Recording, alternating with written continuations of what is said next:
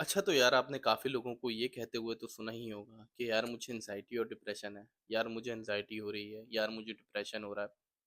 एक social anxiety होती है वो तो कॉमन है, मीन्स कि आप हर तीसरे बंदे में देख सकते हो। लेकिन जो एंजाइटी और सीवियर डिप्रेशन है, वो क्या हर किसी को होता है? तो ये जिसको सिर्फ़ हुआ है ना, वो ही सिर्फ़ कमेंट में बता सकता है कि इसका क्या-क्या इम्पैक्ट होता है इंसान की ज़िंदगी पे। खैर ये सारी चीज़ें और मैं अपनी कहानी कोशिश करूँगा कि ये वीडियो 10 मिनट तक की हो, लेकिन ये वीडियो मुश्किल है कि शॉर्ट बने, ऊपर ही जाएगी। तो आपने चैनल को सब्सक्राइब करना है और बेल आइकन को लाज़मी दबाना है, जिससे ये होगा कि मैं लेटेस्ट जो भी वीडियो डालूँगा आपके पास नोटिफ़िकेशन आ जाया करेगा। अब मैं यहाँ पे आपको शुरू करता हूँ मेरी कहानी, मुझे एंग्ज़ायटी और डिप्रेशन कैसे हुआ? मुझे कैसे पता लगा कि ये वाक़ई एंग्ज़ायटी और डिप्रेशन है? तो सिंपली मैं आपको बता दूँ, मेरी शादी थी तकरीबन अप्रैल 2024 में। डायरेक्ट शुरू करता हूँ और शुरू से बताता हूँ। मैं चाहता शॉर्ट भी कर देता, ये बातें हटा देता, लेकिन इसमें आपको चीज़ें समझ में नहीं आती। तो मैं कोशिश करूँगा कि सारी चीज़ें आपके सामने रखूँ। मेरी शादी अप्रैल 2024 में थी और तकरीबन 2 महीने पहले ही मेरी शादी से मेरे मामू जो हैं एडमिट हो जाते हैं, हॉस्पिटलाइज़्ड हो जाते हैं, उनकी काफ़ी ज़्यादा कंडीशन सीरियस हो जाती है। तो मेरी शादी से 1 महीने पहले उनका इंतकाल हो जाता है, डेथ हो जाती है और काफ़ी ज़्यादा खानदान में आप देखते होंगे, आपके खानदान में भी ऐसी चीज़ें होती होंगी कि लोग सवाल करना शुरू हो जाते हैं कि यार अब शादी कैसे होगी? शादी नहीं होनी चाहिए। और मेरी जो मतलब शादी की कंडीशन ये थी कि मेरे 2 भाई आउट ऑफ कंट्री होते हैं, तो उन्होंने आना था। सारे फंक्शन, सारी चीज़ें मैं पे आउट कर चुका था और 10 साल मेरा रिलेशनशिप रहा, 10 साल अहमियत रखती है। और अगर आप किसी से मोहब्बत करते हो, तो आप उसको पाने के लिए हर चीज़ कर जाते हो। तो मैंने उन 10 सालों में बहुत मेहनत करी, बहुत पैसा बनाया, ऑनलाइन काम किया, दिन-रात काम किया और पैसे बनाए। तो शादी की तैयारियाँ मुकम्मल थी। तो मैंने बहुत कुछ सोचा हुआ था अपनी शादी में करने का ना, माइयों ऐसे करूँगा, बारात ऐसे लेके जाऊँगा, वलीमा ऐसे करूँगा। तो माइयों वगैरह तो नहीं हुई और यही सारी चीज़ें मुझे डिप्रेशन की तरफ लेकर गईं। आपकी कंडीशन दूसरी होगी, मतलब रीज़न आपका कोई और सा होगा, जिसमें आप एंग्ज़ायटी और डिप्रेशन में गए हो। बहुत देखने को बड़ा रीज़न और डिप्रेशन नहीं होगा वो, मतलब कोई एक बहुत बड़ा रीज़न नहीं होगा इन चीज़ों में जाने के लिए, लेकिन वो छोटा-सा भी रीज़न आपको इन सारी चीज़ों में लेकर जा सकता है। तो मेरी शादी से पहले मेरे मामू का इंतकाल हो जाता है। अब सारी बातें होती हैं कि शादी कैसे होगी, शादी नहीं होनी चाहिए। ख़ैर वो सारी चीज़ें गुज़र जाती हैं और मेरी शादी हो जाती है। उस तरीके से नहीं होती जिस तरीके से होनी चाहिए। तो शादी से 1 हफ़्ता पहले मुझे पैनिक अटैक आता है। मुझे तब नहीं पता था कि ये पैनिक अटैक है। मुझे तब पता था कि ये सिर्फ़ और सिर्फ़ बीपी शूट हुआ है और बीपी भी शूट तब होता है जब आप टेंशन में हो। तो मेरी रात को 2 बजे हार्ट बीट 110 120 हो गई, बीपी 170 160 हो गया। मैं डॉक्टर के पास भागा, डॉक्टर मैंने कहा यार मुझे बहुत घबराहट हो रही है, ऐसा लग रहा है हार्ट अटैक आ जाएगा। उसने मुझे कुछ दवाइयाँ दी, मेरा बीपी नॉर्मल किया, ड्रिप लगाई कमज़ोरी की और ईसीजी करी, तो मेरी ईसीजी नॉर्मल। तो उसने बोला यार ये कोई बात नहीं है ऐसी, आप सोच रहे होगे कुछ, तो आप घर जाओ ये दवाइयाँ वगैरह लेकर आप नॉर्मल हो। मैं घर आ गया, मेरी फिर तबीयत ओके, मुझे पता ही नहीं है पैनिक अटैक क्या होता है। तो तकरीबन 1 महीना हो गया मेरी तबीयत ख़राब नहीं हुई, उसी बीच मेरी शादी हो जाती है और शादी के तकरीबन 1 महीने बाद मेरी दोबारा वही कंडीशन होती है। रात को मैं उठता हूँ 2 बजे, मेरा फुल बीपी लो हुआ हुआ होता है, पसीने आ रहे होते हैं और मैं सोचता हूँ कि यार ये तबीयत क्या हो गई मेरी, क्या हो रहा है मुझे? तो मैं डॉक्टर के पास भागता हूँ। डॉक्टर चेक करता है तो मेरी हार्ट बीट मतलब बिल्कुल ही 57 57 आ रही थी और बीपी लो हुआ हुआ। तो डॉक्टर ने पूछा क्या हुआ, क्या सोच रहा है? मैंने कहा कुछ भी नहीं सोच रहा, मैं तो सो रहा था, रात के 2 बज रहे हैं, मैं सो रहा था। तो डॉक्टर नहीं, वो आरएमओ था, जो कि हॉस्पिटल्स में बैठे हुए होते हैं, तो उसने मुझे चेकअप किया, दवाइयाँ वगैरह दी, नॉर्मल हो गया, मैं घर आ गया। फिर 1 हफ्ते बाद दोबारा ये कंडीशन। फिर मैं अलग-अलग हॉस्पिटल्स जाना शुरू हो गया, अलग-अलग क्लिनिक। किसी किसी दोस्त ने बोला, "यार वाले डॉक्टर को क्यों नहीं दिखाता? वाले डॉक्टर को क्यों नहीं दिखाता?" तो मुझे तकरीबन ये 3-4 महीने मैं ऐसे ही गुज़ारता रहा। तो मुझे एक डॉक्टर मिला जनरल फिज़िशियन, उसने मुझे बताया कि आपको एंग्ज़ायटी और डिप्रेशन है, क्योंकि मैंने उसको सारी कहानी बता दी थी कि यार मुझे ऐसे ही शुरू हुई थी तबीयत खराब ना। तो उसने बोला आपने सोच-सोच के ये एंग्ज़ायटी और डिप्रेशन में चले गए हो। अच्छा, अब एंग्ज़ायटी और डिप्रेशन क्या होता है पता ही नहीं, पैनिक अटैक क्या होते हैं पता ही नहीं। तो ज़ाहिर-सी बात है फर्स्ट टाइम था जब उसने मुझे बोला, मैंने कहा एंग्ज़ायटी मुझे? मतलब मैं इतना बदमाश लड़का, साला किसी की फ़िक्र नहीं करने वाला और मुझे एंग्ज़ायटी और डिप्रेशन हो ही नहीं सकती। ख़ैर किसी को भी बताओ तो वो यकीन नहीं करे कि यार तुझे एंग्ज़ायटी और डिप्रेशन नहीं हो सकता। लेकिन हो गया था और बहुत मुश्किल है इसको रिकवर करना।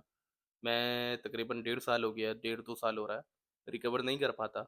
कभी-कभी ऐसी साँस रुकने लगती है, साँस फूलनी शुरू होती है, तो इसके सिम्पटम्स जो होते हैं वो यही होते हैं, साँस फूलना, दिल की धड़कन तेज़ हो जाना, बीपी लो हो जाना, बीपी हाई हो जाना, टेंशन रहना, सोचने आना, नेगेटिव थिंकिंग इतनी आती है कि यार आप अभी मर जाओगे। तो मैं जिस दिन जनरल फिजिशियन के पास गया, उस दिन मेरी हार्ट बीट 120 हो गई थी। दिल ऐसा धड़क रहा था कि यार मैं अभी मर जाऊँगा। तो मैं डॉक्टर के पास गया, उसने मुझे सारी चीज़ें बताई। मुझे उसने टैबलेट्स दी, सिटानियू, एंड्राल और रिवोट्रल सोने के लिए। रिवोट्रल थी 2 एमजी थी। तो उसने बोला आधी-आधी खाना। मैं वो 1 हफ्ते ली तो मेरी तबीयत बिल्कुल सही। मैंने कहा अब कौन जाए डॉक्टर के पास, अब तो ठीक हो गया मैं। तो मेरी कंडीशन ठीक, मैं 1-2 महीना गुज़ारा मैंने। तो मैंने वो दवाइयाँ लेना छोड़ दी और मैं बिल्कुल ठीक। मैंने कहा अब तो मैं डॉक्टर के पास नहीं जा रहा। तो तकरीबन 2 ही 3 हफ्ते हुए मेरी वही तबीयत। फिर मैं उसी डॉक्टर के पास गया, वो कहता है सिगरेट पीते हो? मैंने कहा हाँ। कहता है छोड़ दो। मैंने छोड़ दी। कहते हैं और अब ये दवाइयाँ आपने लेना नहीं छोड़नी। मैंने कहा भाई नहीं छोड़ूंगा, मुझे डर लग रहा है बहुत, क्योंकि हार्ट बीट इतनी तेज हो रही है, बीपी लो हो रहा है। और फिर अब मेरी कंडीशन सीवियर होती जा रही, मीन्स कि अब मुझे सुसाइडल थॉट्स आने लग गए कि यार मैं ये करके ख़त्म करूँ ज़िंदगी, मर जाऊँ। क्योंकि यार फैमिली के साथ ज़ाहिर सी बात है, नई नई शादी हुई है, आपने बाहर जाना है, घूमना है, फिरना है। अब मैं फैमिली के साथ बाहर जाऊँ तो मुझसे बैठा नहीं जाए, मेरा बीपी लो हो जाए, मेरा बीपी हाई हो जाए, धड़कन बहुत तेज़ हो जाए, मैं सब छोड़-छाड़ के घर पे आ जाऊँ, या तो डॉक्टर के पास भागूँ या घर आ जाऊँ। मेरे पास 2 ही रास्ते होते थे। कहीं अगर मुझे फैमिली वाले लेकर भी जा रहे हैं ना, तो मैं उनसे पहले बोलता था कि यार मुझे डॉक्टर को दिखा दो। अच्छा, काफ़ी ज़्यादा इसमें ना केसेस में ऐसा होता है कि घर वाले समझते हैं कि आप यार झूठ बोल रहे हो, या आप पागल बना रहे हो, आप बिल्कुल सही हो, या आप ड्रामे कर रहे हो, ड्रामेबाज़ियाँ कर रहे हो। लेकिन ऐसा नहीं है। डॉक्टर और आपको पता है कि ये कंडीशन क्या होती है। और ज़ाहिर-सी बात है, मेरा एक दोस्त था, उसको मैं बोलता था कि यार तू आ और मुझे तू डॉक्टर के पास लेकर चल। अब वो मुझे लेकर जाए, रोज़ लेकर जाता था। अब मैंने क्या किया, मैंने इस बीच हर टेस्ट करवाया, सीबीसी, एलएफटी, ये वो सारे टेस्ट करवाए, थायराइड का करवाया, कोलेस्ट्रॉल का करवाया। तो कोलेस्ट्रॉल ना मेरा थोड़ा-सा बढ़ा हुआ आया। अब मुझे टेंशन, मैंने कहा ये इसी वजह से तो मेरी तबीयत खराब हो रही है। मैंने सब घी-वी खाना छोड़ दिया। तो मेरा जो गुड कोलेस्ट्रॉल था वो भी गिर गया। अब मैं और टेंशन में, फिर मैंने सब खाना शुरू करा। तो वो कोई भी मसला नहीं था, सीबीसी करवाई, सब सारी रिपोर्टें ऐसी क्लियर आती थी कि मुझे कभी-कभी सच, मतलब ना, ऐसा लगता था कि यार ये सारे झूठ बोल रहे हैं और मुझे कोई ऐसी बीमारी हो गई है कि जिससे मैं मर जाऊँगा, और मेरे घर वाले भी नहीं बता रहे, डॉक्टर भी नहीं बता रहा, तो ये लोग मुझसे छुपा रहे हैं। तो मैंने क्या किया, लैबोरेटरी चेंज कर दी। तो मैंने किसी और लैब से टेस्ट करवाए, वहाँ पे भी रिपोर्ट नॉर्मल, सब सही है। लेकिन यही कंडीशन मेरी रही, घबराहट रहना, कोई काम नहीं कर पाना, बाइक तो बिल्कुल नहीं चलती थी, गाड़ी, अब गाड़ी चलाने का सोचता तो साँस रुकती थी, मतलब साँस आता ही नहीं था, ऐसा डर लगता था, चक्कर रहते थे। तो मुझे एक डॉक्टर ने बोला कि यार तुम ना आईसाइट चेक करवाओ, हो सकता है उस वजह से तुम्हें चक्कर आते हो। मैंने वो भी करवाई, वो भी नॉर्मल। अब इतने टेस्ट मैंने करवाए, तकरीबन 8 से 10 लाख रुपया मैंने डॉक्टरों में लुटाया ये डेढ़ 2 सालों में। फिर मैं एक और डॉक्टर के पास गया, तकरीबन आज के है अपना अक्टूबर। तो मैं तकरीबन फ़रवरी या मार्च में एक और डॉक्टर के पास गया, अभी 2025 के, जिसने मुझे ठीक किया। मतलब उसने मेरी काफ़ी ज़्यादा हेल्प करी। उसने मुझे जो दवाइयाँ दी उससे मैं काफ़ी ज़्यादा ठीक हूँ, क्योंकि यार मेरे ना सर में दर्द रहता था, बॉडी में पेन रहता था, थकान महसूस होती थी, उठ के चलने का दिल नहीं करता था, खाना खाने का दिल नहीं करता था, वेट चेंज हो गया, डर रहता था दिल में। तो उससे पहले मैंने एक दिल का टेस्ट भी करवाया था। टेस्ट का मैं नाम भूल गया हूँ, उसमें ट्रेडमिल पे उसने चढ़ाया, मुझे भगाया, भगाया, भगाया, 180 पे हार्ट बीट लेकर गया। तो कहता है यार तुम्हारी हार्ट बीट नॉर्मल है, अब सेट है, तुम हार्ट बीट नीचे आ गई थी क्योंकि, कह रहा है यार तुम्हारे दिल की उसने तस्वीरें वगैरह ली, कह रहा है सब कुछ नॉर्मल है, परफेक्ट कंडीशन है तुम्हारे हार्ट की। मुझे उसका भी यकीन नहीं आया कि यार ये झूठ तो नहीं बोल रहा। अगर मेरे हार्ट की परफेक्ट कंडीशन है, तो ये इतना हिलता क्यों है मेरा भाई दिल? इतनी धड़कन तेज, इतनी धड़कन कम, कभी यूं कभी वैसे। बीटा ब्लॉकर्स दे दे कोई डॉक्टर तो दिल की धड़कन ही खत्म हो जाती थी। ये हॉस्पिटल वो हॉस्पिटल, तो मुझे लगता था ये भी झूठ बोल रहा है। तो फिर मैंने फरवरी मार्च में डॉक्टर चेंज किया। उसने मुझे दवाइयाँ दी, मैकोजिन एसएल, और एक और कोई दवाई थी अपना, मैं उसका नाम भूल गया हूँ अभी। अगली पार्ट में अगर नाम याद आएगा तो बताऊँगा, बल्कि पड़ी हुई है दवाई तो वो देख के मैं आपको बता दूँगा। तो उसने मुझे मैकोजिन एसएल दी, तो वो मैंने दवाई जब खाना शुरू करी, तो उस दवाई से मेरे जिस्म में जितने भी दर्द थे ना, कहीं पे भी जो दर्द होता था वो सारे दूर दो सारे दर्द दूर। मतलब सर का दर्द खत्म, थकन खत्म, काम करना शुरू हो गया मैं। मैंने कहा यार, हाँ, उसने मुझे मैकोजिन एसएल के साथ दी थी कोडेप्रिकेप, तो वो भी ली मैंने।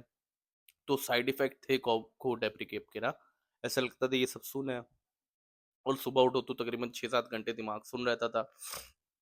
खैर मैंने वो 1 हफ्ते दवाई ली, उसके बाद वो भी मैंने छोड़ दी। वीडियो तकरीबन 10 मिनट की लंबी हो गई है, तो वो दवाई भी मैंने छोड़ दी। दवाई छोड़ी तो मैं सेट रहा। फिर मेरी दोबारा वही कंडीशन, मैं दोबारा भागा उसके पास। उसने कहा, "अब दवाई आपने नहीं छोड़नी जब तक कि मैं नहीं बोलूँ।" मैंने दोबारा दवाइयाँ शुरू करी, तकरीबन 15 दिन मैंने खाई और मैंने फिर वो छोड़ दी। और तकरीबन उस वक़्त से आज तक मैंने कोई भी दवाई नहीं ली। बुखार की भी दवाई नहीं लेता, नज़ले की भी नहीं लेता, खाँसी की भी नहीं लेता और एंग्ज़ायटी और डिप्रेशन की भी नहीं लेता दवाइयाँ, छोड़ दी मैंने दवाइयाँ लेना। और उसके बाद से मैं खुद रिकवर कर रहा हूँ। अब ये मैं रिकवर कैसे कर रहा हूँ, इसकी मैं नेक्स्ट वीडियो बनाऊँगा, क्योंकि ये वीडियो बहुत लंबी हो गई है। और उस वीडियो में भी कुछ बातें जो इसमें मिस हो गई मुझसे, वो भी आपको बताऊँगा कि यार कैसे मैं रिकवर कर रहा हूँ, कैसे आपको रिकवर करना चाहिए। तो आपको एंग्ज़ायटी और डिप्रेशन कब से, वो आपने कमेंट सेक्शन में बताना है। मिलते हैं आपसे अगली वीडियो में, जब तक के लिए अपना ख्याल रखें, मुझे दुआ में याद रखें। गुड बाय, टेक केयर दोस्तों, अल्लाह हाफ़िज़।